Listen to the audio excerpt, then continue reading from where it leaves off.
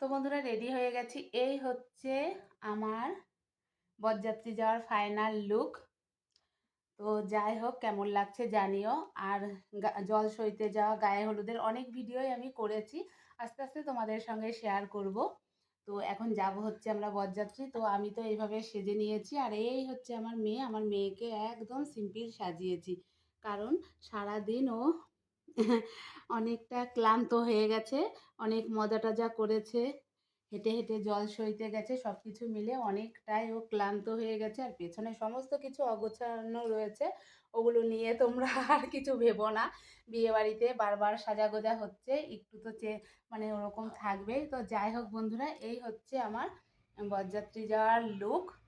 তো কেমন লাগছে আমাকে কমেন্ট সেকশনে কমেন্ট করে জানিও। আর এই শাড়িটা আমি কিন্তু নিয়েছিলাম পুজোতে, আমার বাবা আমাকে এটা দিয়েছিল।